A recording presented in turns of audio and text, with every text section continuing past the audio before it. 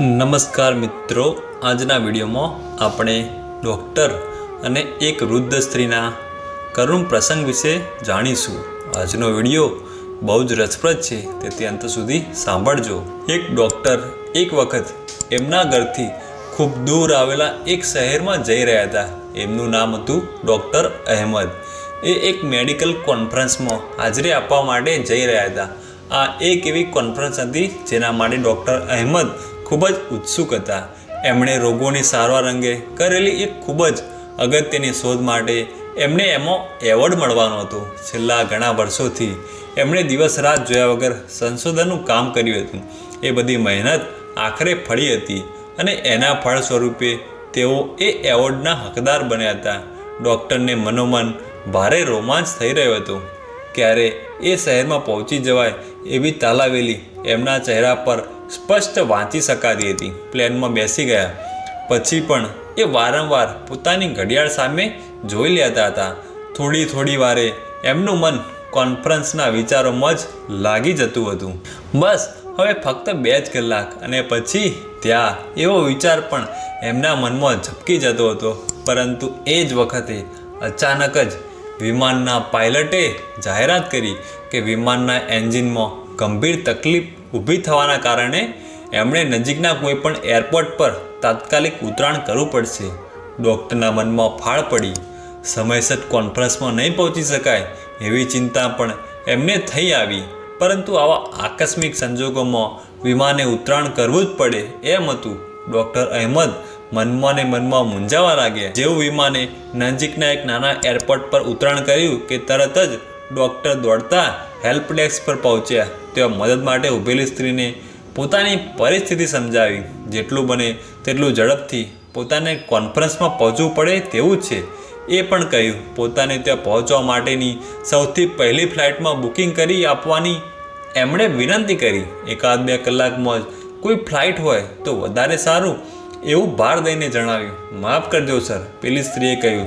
તમારે જ્યાં પહોંચવાનું છે એ શહેર તરફ જવા માટે આવતા 10 કલાક સુધી અહીંથી બીજી કોઈ પણ ફ્લાઇટ નથી. પરંતુ તમને વાંધો ન હોય તો હું એક સૂચન કરું. એરપોર્ટની બહારથી જ કાર ભાડે મળે છે. જો તમારી પાસે ડ્રાઇવિંગ લાયસન્સ હોય તો આરામથી 4 કલાકમાં તમે ત્યાં પહોંચી શકો છો. ટેક્સી કરતાં એ ઘણું સસ્તું પણ પડશે અને મારા માનવા પ્રમાણે તમારા માટે એ એક ખૂબ સારો વિકલ્પ છે. ડૉક્ટર અહેમદને એ સૂચન ખૂબ ઉપયોગી લાગ્યું. એમના માટે આમે હવે બહુ વિકલ્પો બચ્યા જ નહોતા. એમણે એક કાર ભાડે કરી લીધી. આમ તો લોંગ ડ્રાઈવનો એમને ખૂબ કંટાળો આવતો, પરંતુ એ દિવસે એમ કર્યા વિના છૂટકો પણ નહોતો. એમના મનમાં ફરીથી એક વખત કોન્ફરન્સના વિચારો શરૂ થઈ ગયા. થોડી ક્ષણો માટે દબાઈ ગયેલા એ રોમાંચ ફરીથી જાગૃત થઈ ગયો. લાંબા અંતરના ડ્રાઇવિંગ માટેનો કંટાળો ખંખેરીને ડૉક્ટરે કાર મારી મૂકી. પરંતુ એ દિવસે કુદરત પણ જાણે કે ડૉક્ટરની વિરુદ્ધમાં બરાબરનો જંગ માંડીને બેઠી હોય એવું લાગતું હતું. ડૉક્ટરે હજુ તો માંડ 100 કિલોમીટર જ કાપ્યા છે. ત્યાં જ વાતાવરણમાં ભયંકર પલટો આવવાનું શરૂ થઈ ગયું. થોડી વારમાં જ અનાધાર વરસાદ વરસવા માંડ્યો. એ વરસાદની વચ્ચે બરફના કરા પણ પડ્યા હતા. ડૉક્ટરને કાર ચલાવવામાં મુશ્કેલી પડવા માંડી. આગળ રસ્તો જોવામાં પણ તકલીફ પડતી હતી. વરસાદ ઓછો થવાને બદલે દરેક ક્ષણે વધારે ને વધારે રૌદ્ર સ્વરૂપ પકડતો જતો હતો. આટલો બધો ભયંકર વરસાદ, ધૂંધળો રસ્તો અને અજાણ્યો પ્રદેશ, એ બધાને કારણે ડૉક્ટર અહેમદ રસ્તો ભૂલી ગયા. એક જગ્યાએ જો વળવાનું હતું એ ટનનું સાઇનબોર્ડ એમને દેખાયું જ નહીં. વળવાના બદલે એ આગળ નીકળી ગયા. બીજા 3 કલાક ડ્રાઈવ કર્યા પછી વરસાદ તો ઓછો થયો, પરંતુ ડૉક્ટરને શંકા ગઈ કે પોતે રસ્તો ભૂલી ગયા છે. પરંતુ હવે રસ્તો પાછા ફરતા પહેલાં થોડા આરામની તેમજ પેટમાં કંઈક નાખવાની જરૂરિયાત પણ ઊભી થઈ ગઈ હતી. એ રસ્તો એવો નિર્જન હતો કે રસ્તાની બાજુમાં કોઈ ધાબા કે રેસ્ટોરન્ટ પણ દેખાતા ન હતા. કોઈ ગામ જો દેખાઈ જાય તો એના કોઈ રહેવાસીનું માર્ગદર્શન મેળવી શકાય એ આશાએ ડૉક્ટર કાર ચલાવી જતા હતા. ઘણા વખત સુધી કોઈ ગામ દેખાયું નહીં. હવે એમને બરાબરનો થાક લાગ્યો હતો. હવે તો કોન્ફરન્સના વિચારો પણ બંધ થઈ ગયા હતા અને ત્યાં પહોંચવાની એમની ઉત્સુકતા પણ મરી પરવારી હતી. બસ હવે તો એકાદ ગામ દેખાઈ જાય તો ઊભા રહી જવું, એ એક જ વિચાર એમને આવતો હતો. અચાનક રસ્તાની બાજુમાં આવેલા એક જર્જરિત મકાન પર એમનું ધ્યાન પડ્યું. દૂર ગામ પણ દેખાતું હતું, પરંતુ ડૉક્ટર એટલા થાક્યા હતા કે એ ઘર નજરે પડતો જ એમનાથી બ્રેક લાગી ગઈ. કારમાંથી ઉતરીને એમણે ઘરનો દરવાજો ખખડાવ્યો. એક વૃદ્ધ સ્ત્રીએ દરવાજો ખોલ્યો. દરવાજો અડધો ખુલ્લો રાખીને એણે આ માણસ કોણ છે, ક્યાંથી આવે છે, શું કામથી આવે છે, એવું બધું જ પૂછ્યું. ડૉક્ટર અહેમદે પોતે રસ્તો ભૂલી ગયા છે એ કહ્યું. ઘણા કલાકના ડ્રાઇવિંગથી પોતે ખૂબ જ થાક્યા છે એ પણ જણાવ્યું.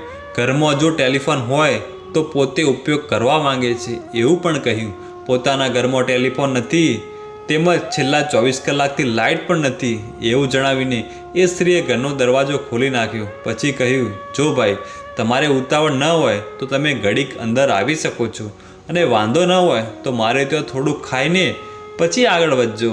તમારો ચહેરો જોતો તમે ખૂબ જ થાક્યા હોય એવું લાગે છે. ડૉક્ટર અહેમદે 2 ક્ષણ વિચાર કર્યો. થાક અને ભૂખ તો લાગ્યા જ હતા, ઉપરાંત એ અજાણ્યા પ્રદેશમાં રસ્તો શોધવામાં અને મૂળ રસ્તે ફરીથી ચડવામાં કેટલો સમય લાગે એ પણ નક્કી નહોતું. એમણે વૃદ્ધ સ્ત્રીનો પ્રસ્તાવ સ્વીકારી લીધો.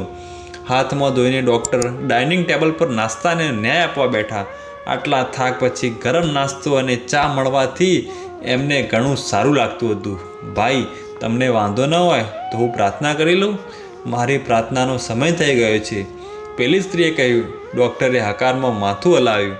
ચાની ચૂસકી લેતા લેતા મીણબત્તીના ઝાંખા અજવાળામાં ડૉક્ટરે જોયું કે પેલી સ્ત્રી એક ઘોડિયાની બાજુમાં બેસીને પ્રાર્થના કરી રહી હતી. નવાઈની વાત તો એ હતી કે એકવાર પ્રાર્થના પૂરી થયા પછી એ સ્ત્રી ઊભી થવાને બદલે ફરીથી પ્રાર્થના શરૂ કરી દેતી હતી. વચ્ચે વચ્ચે એ ઘોડિયા સામે જોઈ લેતી હતી અને ક્યારેક તો પોતાના આંસુ પણ લૂછી લેતી હતી. ડૉક્ટરને થયું કે નક્કી આ સ્ત્રી કંઈક તકલીફમાં છે. એના આંસુ કહી રહ્યા હતા કે તકલીફ સાદી નહીં પણ ગંભીર છે. કદાચ એને કોઈ મદદની જરૂર હોય અને પોતે ક્યાંય મદદરૂપ થઈ શકે તેમ હોય તો પોતે એ માટે તૈયાર છે એવું જણાવવા એણે કહ્યું. બહેન, જો તમને વાંધો ન હોય અને મારા જેવા અજાણ્યાને કહી શકતા હો તો હું તમારું દુઃખ વિશે સાંભળવા અને તે બને તો મદદરૂપ થવા તૈયાર છું. હું જોઈ રહ્યો છું કે તમે કંઈક મોટી તકલીફમાં લાગો છો. પેલી સ્ત્રીએ થોડીવાર ડૉક્ટર સામે જોયું, પછી કહ્યું, ભાઈ, ઉપરવાળો મારી ઘણી પ્રાર્થનાઓ સાંભળે છે, પરંતુ ખબર નહીં આ વખતે મારી પ્રાર્થનામાં એવી તે કઈ ખામી રહી ગઈ છે કે બસ એક પ્રાર્થનાનો નથી તો એ જવાબ આપતો કે નથી કાંઈ રસ્તો બતાવતો.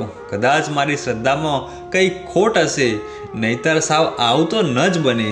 એટલું કહેતા એની આંખોમાં આંસુ ભરાઈ આવ્યા. બહેન, ડૉક્ટર અહેમદે કહ્યું, તમને જો વાંધો ન હોય તો મને કહેશો કે એવી કઈ વાત છે જે તમને વારંવાર રડાવી દે છે? એવું તો શું છે જે તમને એક પ્રાર્થના પછી તરત જ બીજી પ્રાર્થના કરાવડાવે છે? શું હું તમને કોઈ રીતે ઉપયોગી થઈ શકું ખરો? થોડીવાર એ સ્ત્રી ડૉક્ટર અહેમદ સામે જોઈ રહી. ડૉક્ટરના અવાજમાં રહેલી સહાનુભૂતિ એને સ્પર્શી ગઈ હતી. એણે વાત શરૂ કરી, ભાઈ, ઘોડિયામાં સૂતો છે એ મારો પૌત્ર છે. એના મા બાપ થોડા સમય પહેલાં કાર અકસ્માતમાં મૃત્યુ પામ્યા છે.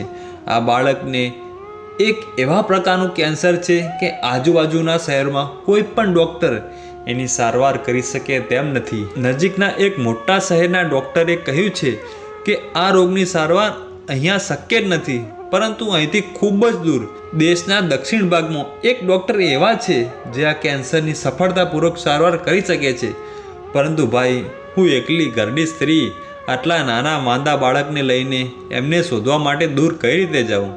એટલે હું રોજ ઉપરવાળાને પ્રાર્થના કરું છું કે મને કંઈક રસ્તો બતાવે, પરંતુ ખબર નહીં મારી પ્રાર્થનાનો એ ક્યારે જવાબ આપશે. ફરી એકવાર એ સ્ત્રીની આંખો છલકાઈ ગઈ. તમને એ ડૉક્ટરનું નામ, સરનામું કે બાળકના કેન્સરનો પ્રકાર એવું કંઈ ખબર છે?